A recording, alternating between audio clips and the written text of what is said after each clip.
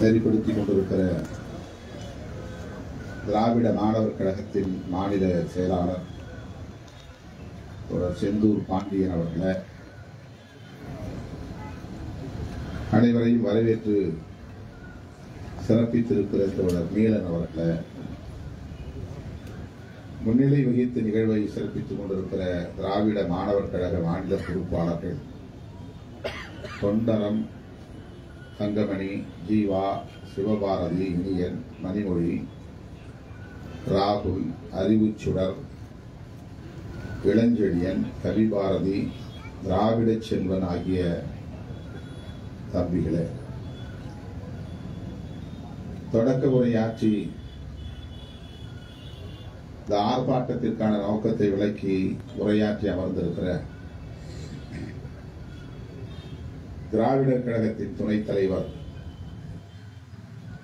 அரை நூற்றாண்டு காலம் பெரியார் திடலில் தன்னை அர்ப்பணித்துக் கொண்டு பெரியாரிய கருத்தியலை பரப்பிக் கொண்டிருக்கிற மாணவிகு கவிஞர் அண்ணன் கலி பூங்குன்றன் அவர்களே, எனக்கு முன்னர் இங்கே உரையாற்றிய இந்திய கம்யூனிஸ்ட் கட்சியின் மாநில செயலாளர் அண்ணன் இரா முத்தரசன் அவர்களே, மறுமலர்ச்சி திராவிட முன்னேற்ற கழகத்தின் கொள்கை விளக்க அணி மாநில செயலாளர் மாணவிகு வந்தியத்தேவன் அவர்களே, பொதுப்பள்ளிக்கான மாநில மேடையின் பொதுச் செயலாளர் தோழர் பிரின்ஸ் கஜேந்திர பாபு அவர்களே, உரையாற்றி விடைபெற்று சென்றிருக்கிற மனிதநேய மக்கள் கட்சியின் தலைவர் சட்டமன்ற உறுப்பினர் பேராசிரியர் ஜவாஹிருல்லா அவர்களே, இந்திய யூனியன் முஸ்லீம் லீக் சார்பில் உரையாற்றி விடைபெற்று சென்றிருக்கிற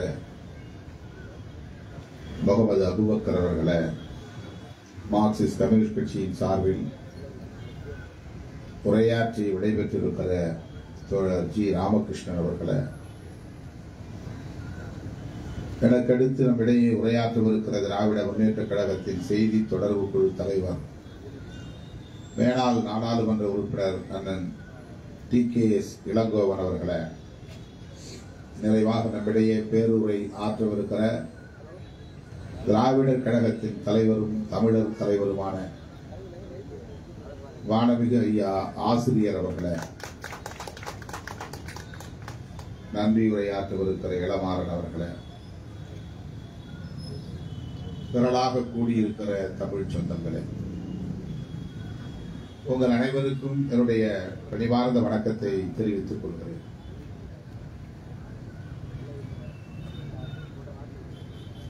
நீட் தேர்வு குறித்து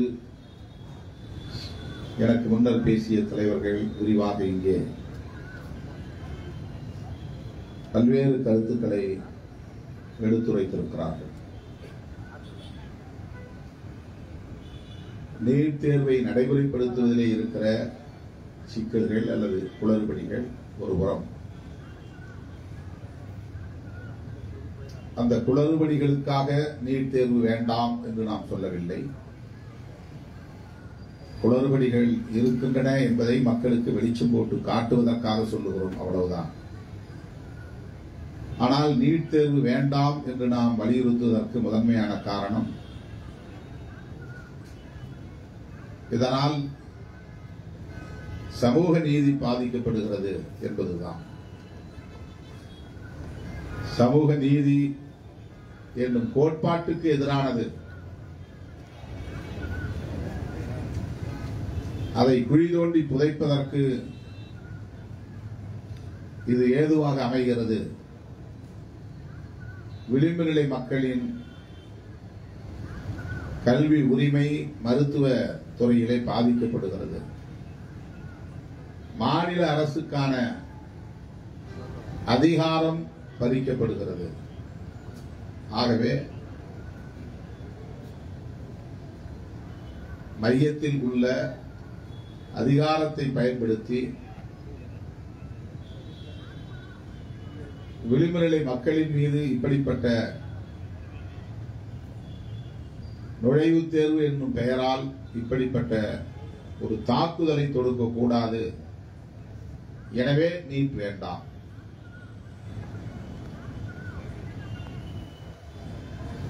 720 மார்க்குக்கு 720 மார்க் எப்படி எடுத்தான், 719 எப்படி வந்தது, 718 மதிப்பெண்கள் எப்படி வந்தன, கோடிக்கணக்கான ரூபாய் நீட் தேர்வு தொடர்பான ஊழல் முறைகேடுகளில் புழக்கத்தில் உள்ளன. இதற்கென்று பயிற்சி தருகிற தனியார் நிறுவனங்கள் கோடி கோடியாய் கொள்ளையடிக்கின்றன. இவையெல்லாம் இதை நடைமுறைப்படுத்துவதால் ஏற்படுகிற பாதிப்புகள் என்பதால் சுட்டிக்காட்டுகிறோம். அவ்வளவுதான். ஆனால் அடிப்படையில் இந்திய ஒன்றிய ஆட்சியாளர்கள் மாநில அரசுகளை ஒரு பொருட்டாக மதிக்கவில்லை. மாநில அரசுகளின் அதிகாரத்தை பறிக்கிற வகையில் ஒட்டுமொத்தமாக கல்வி தொடர்பான அதிகாரத்தை இந்திய ஒன்றிய அரசே எடுத்துக் கொள்கிறது என்கிற ஆதிக்க போக்கை கண்டிக்கிறோம். இதுதான் மிக முக்கியமானது. இந்திய ஒன்றிய ஆட்சியாளர்கள் கல்வி தொடர்பான அதிகாரம் ஒத்திசைவு பட்டியலிலே இருக்கிற காரணத்தினால் அதை பயன்படுத்தி தான் தோன்றித்தனமாக செயல்படுகிறது.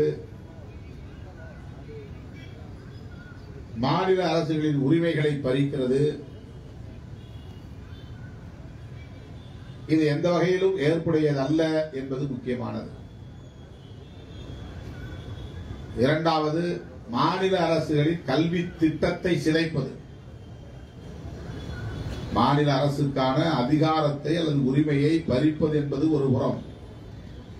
இரண்டாவது, மாநில அரசுகள் பின்பற்றி வருகிற மாநில அரசுக்கான அந்தந்த மாநிலங்களுக்கான கல்வி திட்டம் தொடர்பான உரிமைகளை சிதைப்பது.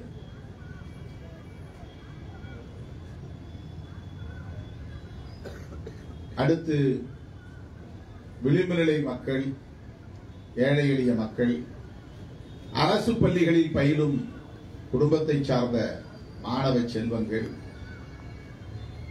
முதல் தலைமுறையாய் படிக்கிற குடும்பங்களை சார்ந்த மாணவ கண்மணிகள் பாதிப்புக்குள்ளாகக்கூடிய வகையிலே அவர்களை எல்லாம் மறைமுகமாக வெளியேற்றுகிற ஒரு சதி முயற்சி. அவர்களை வெளியேற்றுகிற ஒரு சதி முயற்சி. எல்லோருக்கும் பொதுவானது நுழைவுத் தேர்வு. யார் வேண்டுமானாலும் எழுதலாம், யார் வேண்டுமானாலும் அதில் தேர்ச்சி பெறலாம். அதன் மூலம் யார் வேண்டுமானாலும் மருத்துவ கல்வியை பெறலாம் என்று பொதுவான ஒரு தோற்றத்தை உருவாக்கிவிட்டு எளிய குடும்பங்களை சார்ந்தவர்களை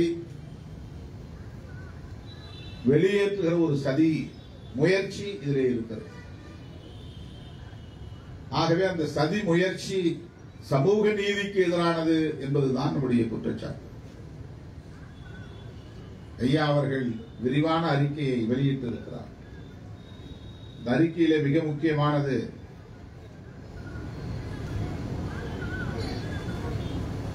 நீட் தேர்வால் பாதிக்கப்பட்டவர்கள் யார் யார். 5-6 தலைப்புகளிலே விரிவான அறிக்கையை அவர் பதிவு செய்திருக்கிறார், வெளியிட்டிருக்கிறார். அதிலே 4வதாக உள்ள பத்தி நீட் தேர்வால் பாதிக்கப்பட்டவர்கள் யார் யார். 2016 நீட் இல்லாத போது, நீட் என்கிற நுழைவுத் தேர்வு நடைமுறையில் இல்லாத போது அரசு மேல்நிலை பள்ளிகளில் பயின்ற மாணவர்கள் பெற்ற இடங்கள் 30. மருத்துவ கல்விக்கு போட்டியிட்ட மாணவர்கள் அரசு மேல்நிலை பள்ளிகளில் இருந்து பயின்று மாநில அரசின் பாடத்திட்டங்களின் வழியாக பயின்று மருத்துவ கல்வி பெறுவதற்கான வாய்ப்பை பெற்றவர்கள் 30 பேர். நீட் வந்த பிறகு வெறும் 5 இடங்கள் தான். அரசு மேல்நிலை பள்ளியிலே படித்த மாணவர்கள் எவ்வளவு பேர் பாதிக்கப்பட்டிருக்கிறார்கள். நீட் இல்லாத போது மாநில பாடத்திட்டத்தின் கீழ் படித்தவர்களுக்கு கிடைத்த இடங்கள் மொத்தம் நீட் இல்லாத போது 3546. நீட் வந்த பிறகு 2314. இதனால் ஏற்பட்டிருக்கிற இழப்பு 1232 இடங்கள். நீட் வந்த பிறகு 1232 மாணவர்களுக்கு கிடைக்கிற வாய்ப்பு பறிபோய் இருக்கிறது என்கிற புள்ளி விவரத்தை தன்னுடைய அறிக்கையிலே நம்முடைய ஆசிரியர் அவர்கள் பதிவு செய்திருக்கிறார். நீட் இல்லாத போது 2016 சிபிஎஸ்இ பாடத்திட்டத்தின் கீழ் பயின்ற மாணவர்களுக்கு கிடைத்த இடங்கள் வெறும் 12. நீட் வந்த பிறகு அவர்களுக்கு கிடைத்த இடங்கள் 1220. 12 எங்கே, 1220 எங்கே? 20 மடங்கு அதிகம். பொதுவாக சிபிஎஸ்இ பாடத்திட்டம் என்பது தனியார் நிர்வாகத்தின் கீழ் இயங்குகிற பள்ளிகள். நடுத்தர வர்க்கத்திற்கு மேலே உள்ளவர்களின் பிள்ளைகள் படிக்கிற இடங்கள். லட்சக்கணக்கிலே, ஆண்டுக்கு லட்சக்கணக்கிலே பள்ளி கல்வி கட்டணம் செலுத்தக்கூடிய வலிமை உள்ள குடும்பங்களை சார்ந்த பிள்ளைகள் தான் அதிலே படிக்க முடியும். அரசு பள்ளிகளில் படிக்கிற பிள்ளைகளால் அந்த பள்ளிகளில் சேர்ந்து படிக்க முடியாது. ஆகவே நீட் இல்லாத போது 12 பேர், நீட் வந்த பிறகு 1220 பேர், மொத்தம் 20 மடங்கு அதிகரித்திருக்கிறது.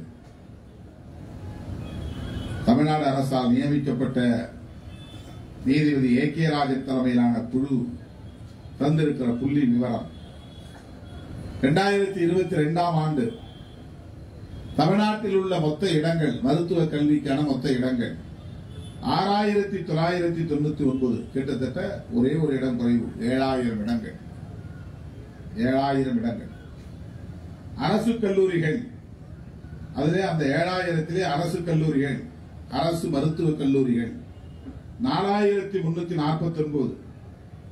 நிகர்நிலை பல்கலைக்கழகங்கள், டீம்டு யூனிவர்சிட்டிஸ், அந்த பல்கலைக்கழகங்களுக்கு கிடைத்திருக்கிற அனுமதி 2650 இடங்கள். சிபிஎஸ்இ மாணவர்கள்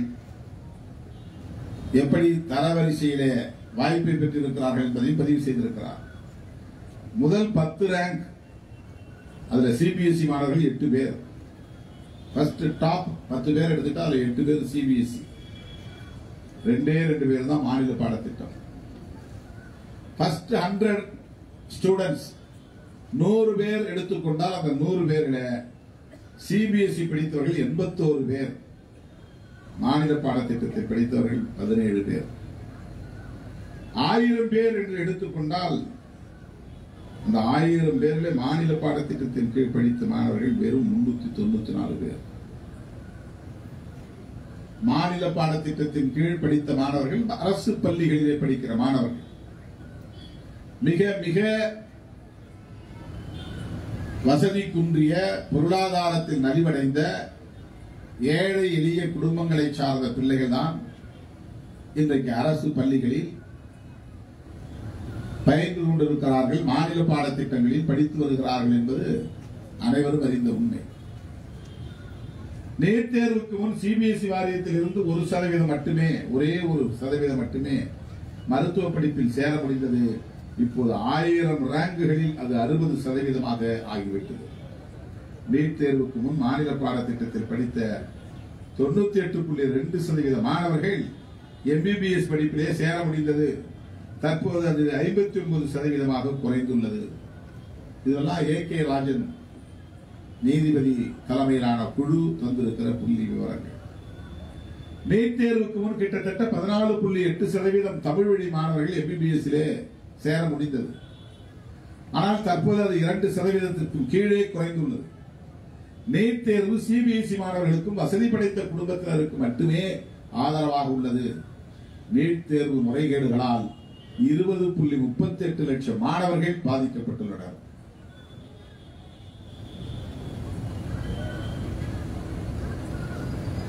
இந்த திட்டம் யாருக்காக கொண்டு வரப்பட்டிருக்கிறது? இந்த நுழைவுத் தேர்வு எதற்காக கொண்டு வரப்பட்டது? எப்படி சமூக நீதியை நீர்த்து போகச் செய்கிறார்கள்? சமூக நீதியின் மூலம் எளிய குடும்பத்தினர் பெற்ற பயன்கள் எவ்வாறு தடுக்கப்படுகின்றன, தட்டி பறிக்கப்படுகின்றன? இதுதான் ஆசிரியர் அவர்கள் வெளியிட்டிருக்கிற அறிக்கையில் சொல்லப்பட்டிருக்கிற உண்மைகள் இவை அனைத்தும் புள்ளி விவரங்களோடு தொடர்புடையது. வாய் பிடித்ததோ மாங்காய் பிடித்ததோ என்று ஏதோ இந்திய ஒன்றிய அரசுக்கு எதிராக பேச வேண்டும் என்று பேசுகிற கருத்துக்கள் அல்ல. எவராலும் மறுதளிக்க முடியாத ஆதாரங்களுடன் கூடிய வாதங்கள் இவை. விடுதலை சிறுத்தைகள் தொடக்க காலத்தில் இருந்து வலியுறுத்துகிற கருத்து இந்தியா முழுவதும் நீட்டு கூடாது என்பதுதான். தமிழ்நாட்டில் மட்டும் என்று நாம் சொல்லவில்லை. ஒட்டுமொத்தத்தில் எல்லா மாநிலங்களும் இதனால் பாதிக்கப்படுகிறது.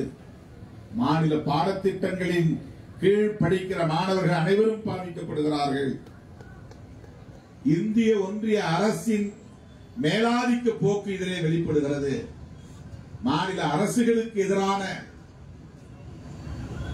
ஆதிக்க போக்கு வெளிப்படுகிறது. எனவே ஒட்டுமொத்தமாக அகில இந்திய அளவில் ஜனநாயக சக்திகளை ஒருங்கிணைத்து நீட்டுக்கு எதிராக போராட வேண்டிய தேவை இருக்கிறது.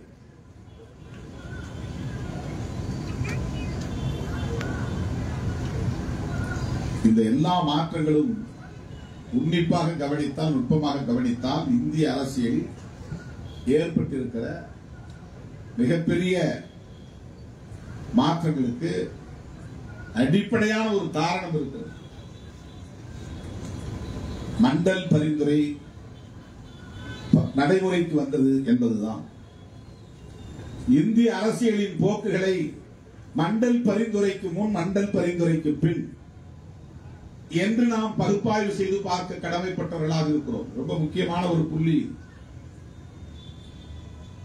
அகில இந்திய அளவிலே ஓபிசி சமூகத்தினரை ஒருங்கிணைப்பதற்கு இந்த புள்ளிதான் மிக மிக வலிமை வாய்ந்த ஒரு புள்ளியாக இருக்கிறது. மண்டல் பரிந்துரைக்கு முன்பு இடஒதுக்கீடு இருந்தது. எஸ்சி எஸ்டி சமூகத்தினருக்கான இடஒதுக்கீடு இருந்தது. அரசமைப்பு சட்டத்தின் பாதுகாப்போடு அது நடைமுறையில் இருந்தது. அதை முழுமையாக நடைமுறைப்படுத்தினார்களா இல்லையா என்பது வேறு. அதை நடைமுறைப்படுத்துவதிலே எவ்வளவு பெரிய துரோகங்களை செய்திருக்கிறார்கள், சதிகளை செய்திருக்கிறார்கள் என்பது வேறு. ஆனால் அதற்கு கடுமையான எதிர்ப்பு என்பது வெளிப்படையாக இல்லை. விபி சிங் அவர்கள் பிரதமராக இருந்த காலத்திலே மண்டல் பரிந்துரை நடைமுறைக்கு வந்தது. அது நடைமுறைக்கு வந்த நொடியில் இருந்து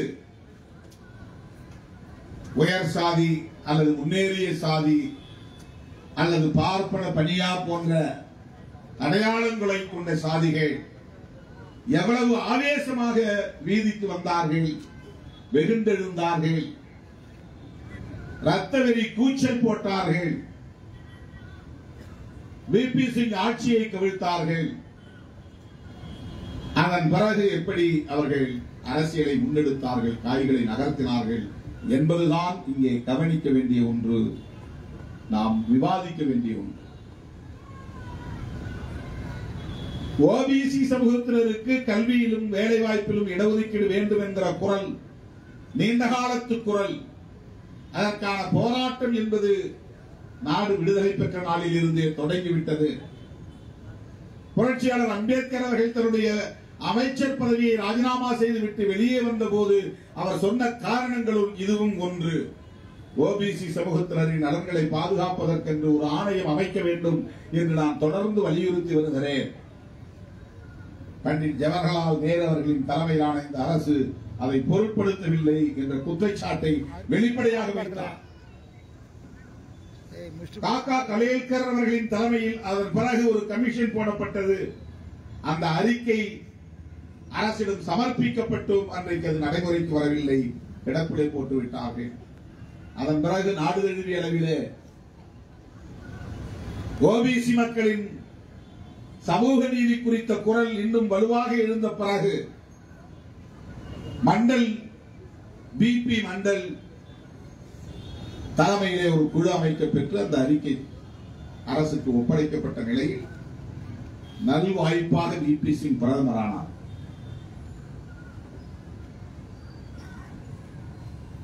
அவர் பிரதமர் ஆவதற்கு தமிழ்நாட்டில் இருந்து நம்முடைய திராவிட முன்னேற்ற கழக தலைவர் முத்தமிழறிஞர் கலைஞர் உள்ளிட்ட தலைவர்கள் பேராதரவாக நின்றார்கள். திராவிடர் கழகம் பேராதரவாக இருந்தது என்பது வரலாறு. ஆகவே என்ன பாதிப்பு ஏற்படும், எத்தகைய எதிர்விளைவு உருவாகும், ஆட்சி கவிழும் என்பதெல்லாம் தெரிந்தும் பிஜேபி அன்றைக்கு வாஜ்பாய் தலைமையிலான பிஜேபி அன்றைக்கு விபி சிங் ஆட்சிக்கு ஆதரவளித்துக் கொண்டிருந்த நிலையில் அவர்கள் திரும்ப பெறுவார்கள் என்பது, ஆதரவை திரும்ப பெறுவார்கள் என்பது தெரிந்த நிலையிலும் ஆட்சியை பறிபோனாலும் அதை நடைமுறைப்படுத்துவேன் என்று நடைமுறைப்படுத்தியவர் சமூக நீதி காவலர் விபி சிங் அவர்கள். அதன் பிறகு இந்திய அளவிலே ஏற்பட்ட அரசியல் மாற்றங்கள் குறித்து நாம் விரிவாக விவாதிக்க வேண்டியிருக்கிறது.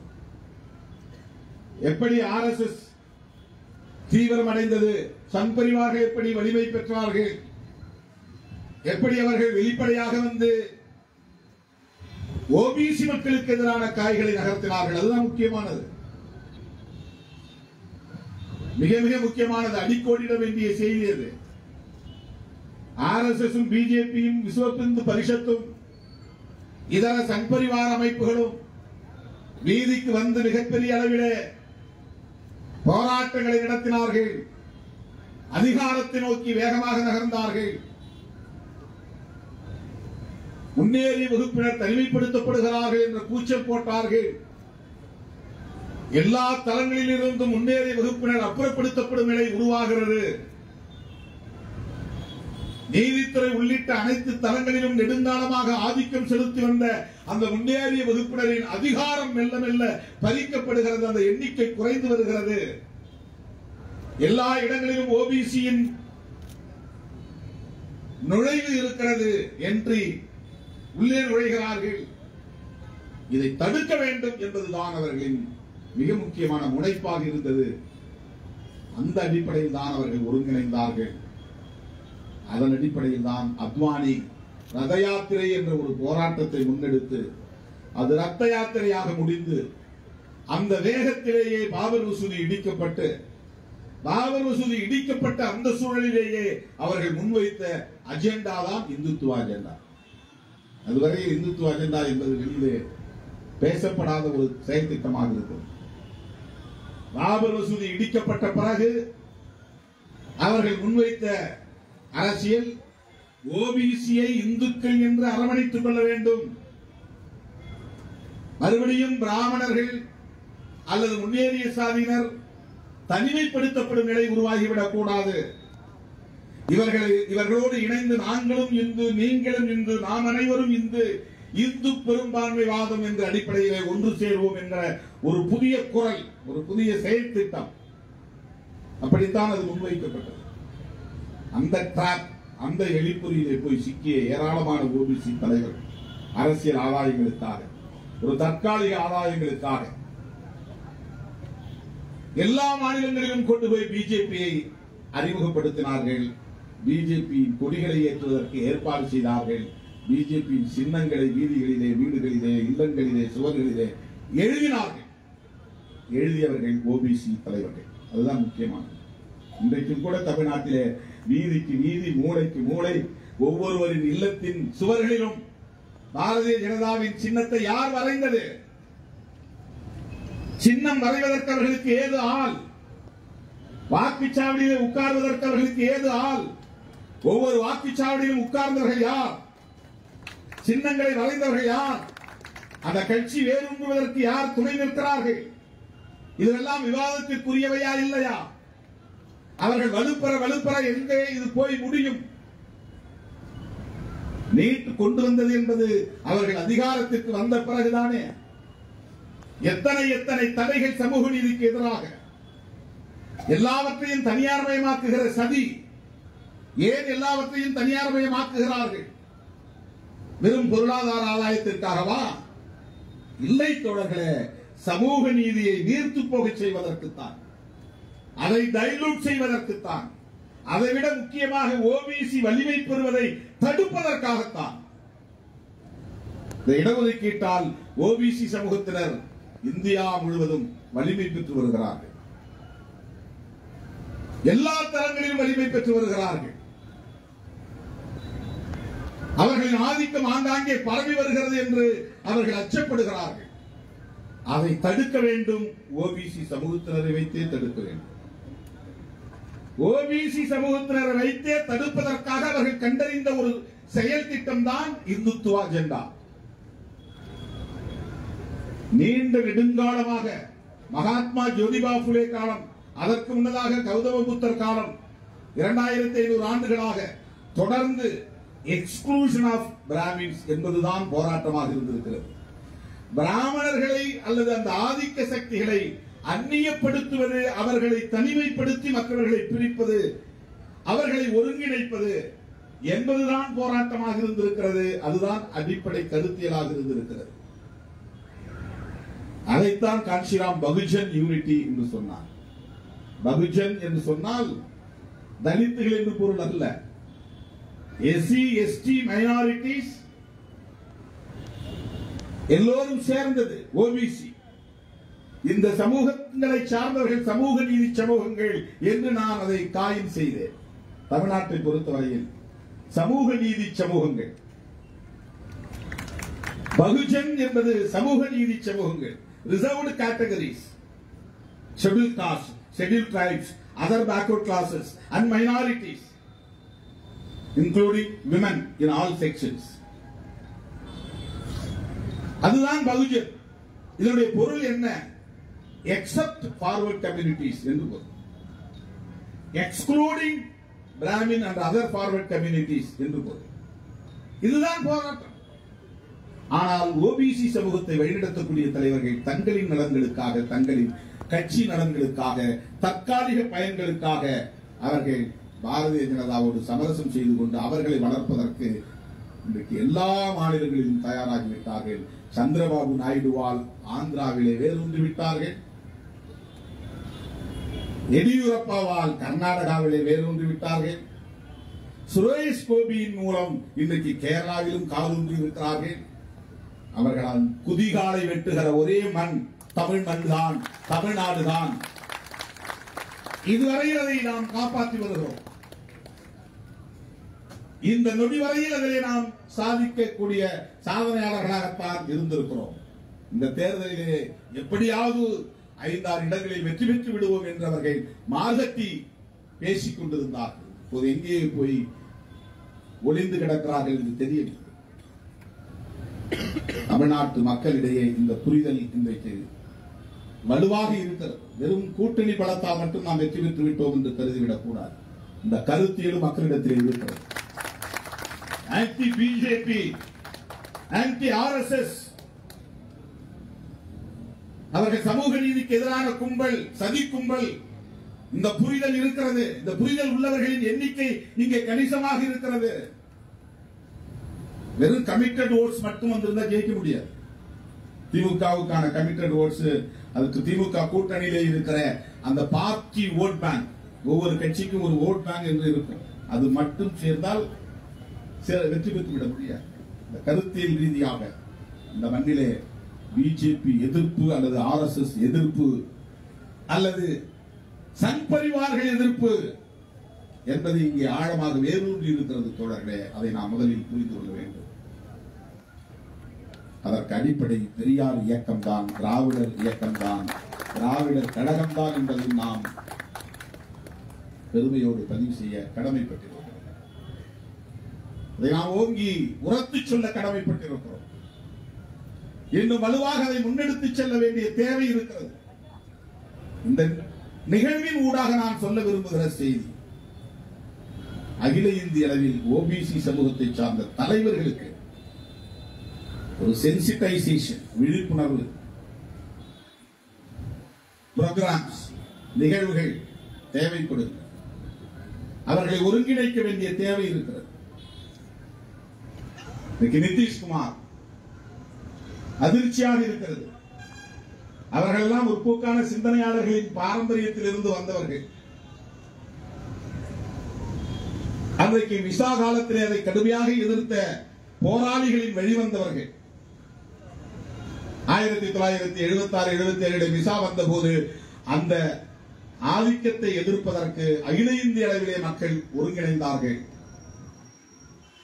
லோகியா போன்ற தலைவர்களின் வாரிசுகளாக ஒருங்கிணைந்தார்கள். அவர்கள் எல்லாம் அன்றைக்கு ஒருங்கிணைந்து அந்த ஆதிக்கத்தை எதிர்த்தார்கள். ஜனநாயகத்திற்கு ஆபத்து வந்து விட்டது. அப்போது ஜனதா என்ற ஒரு அமைப்பு உருவானது. திமுக, திக போன்ற அமைப்புகள் இன்றைக்கு அதிலே மிக பெரும் சக்திகளாக இருந்தார்கள். இந்த நாட்டை காக்க வேண்டும் அகில இந்திய அளவில் என்கிற போது தமிழ்நாடு எவ்வளவு பெரிய பங்களிப்பை செய்தது என்பதற்கு 76, 77 காலகட்டம் முக்கியமானது. அது ஒரு பெரிய தாக்கத்தை இந்திய அரசியலில் ஏற்படுத்தியது. அதன் பிறகு இந்திய அரசியலில் ஏற்படுத்திய மிகப்பெரிய தாக்கம் என்பது மண்டல் பரிந்துரை தான். இனி தமிழ்நாட்டு அரசியலை மட்டுமல்ல, இந்திய அரசியலை மண்டலுக்கு முன் மண்டலுக்கு பின் என்றே நாம் பகுப்பாய்வு செய்ய கடமைப்பட்டவர்களாக இருக்கிறோம். அந்த அடிப்படையில் அரசியலை நாம் மக்களிடத்தில் கொண்டு போய் சேர்க்க வேண்டும். இது வலிமை பெற்றால் 2029 வரையில் நாம் காத்திருக்க வேண்டிய தேவையில்லை. இன்றைய மைனாரிட்டி பிஜேபி அரசை தூக்கி எறிந்துவிட்டு புதிய ஆட்சியை டெல்லியிலே உருவாக்கிவிட முடியும். இந்தியா கூட்டணி அதுவரையில் வெற்றிகரமாக இணைந்து பயணிக்க வேண்டும். அதுதான் முக்கியமானது. நான் அண்மையில் நடந்த கூட்டத்திலே சொன்னேன், அந்த அணியிலே யார் விலகுவார்கள், யாரை நாம் நம் பக்கம் இழுக்கலாம் என்று முயற்சி செய்வதை விட நம்முடைய அணியை பாதுகாப்பாக வைத்துக் கொள்வது முக்கியமானது. இந்த அணியை உடைக்க மோடி, அமித்ஷா போன்றவர்கள் எதையும் செய்வார்கள். Well trained RSS Sangh Parivar அமைப்புகளில் இருக்கிறவர்கள் நீங்க சாதாரணமா எடை போட முடியாது. எந்த பிரதிபலனும் எதிர்பார்க்காமல், எந்த பயனும் எதிர்பார்க்காமல் அவர்களின் கொள்கைக்காக, நோக்கத்திற்காக பாடாற்றக்கூடியவர்கள். எல்லா எத்திக்ஸ், எல்லா விதமான இந்த எத்திக்ஸ் என்று சொல்லக்கூடிய நியாய தர்மங்களுக்கு கடந்து செயல்படக்கூடியவர்கள். அதெல்லாம் பொருட்படுத்த மாட்டாங்க. அவங்க நோக்கம் தான் முக்கியம், அவங்க கொள்கை தான் முக்கியம். அதனால எதையும் மீறுவார்கள். தான் தோன்றித்தனமாக எந்த முடிவையும் எடுப்பார்கள். எதை வேண்டுமானாலும் செய்வார்கள். மோடி திடீர்னு வந்து பிரசிடென்சியல் ஃபார்ம் ஆஃப் கவர்மெண்ட் பேர்ல இங்க குடியரசுத் தலைவர் ஆட்சி முறை தான் வரப்போகுது அப்படின்னு அறிவிச்சா கூட யாரும் ஆச்சரியப்படுவதற்கு இல்லை. இதே கேபினெட்டை மைனாரிட்டி கவர்மெண்ட்டை கொண்டுட்டு போகணும், 5 வருஷத்துக்கு போராடிட்டு இருக்கணும் அப்படின்னா அவங்க இருப்பாங்கன்னு நாம நினைக்க முடியாது. எந்த நேரத்தில் வேணாலும் எப்படி வேணாலும் மோடி முடிவெடுக்க வாய்ப்பு இருக்கிறது. நாம் இருந்த கவனத்தோடு இருக்க வேண்டும். எனவே நீட்டை ஒழிப்பதாக இருந்தாலும் சமூக நீதியை காப்பாற்றுகிற இந்த அறப்போராட்டத்தில் நாம் சங் பரிவார்களை புரிந்து கொள்வதும், சங் பரிவார்களுக்கு எதிரான செயல் திட்டங்களை வரையறுப்பதும் தான் நம் முன்னால் இருக்கிற மிக முக்கியமான சவால் என்பதை சொல்லி இந்த வாய்ப்புக்கு நன்றி கூறி முடிக்கிறேன். நன்றி, வணக்கம்.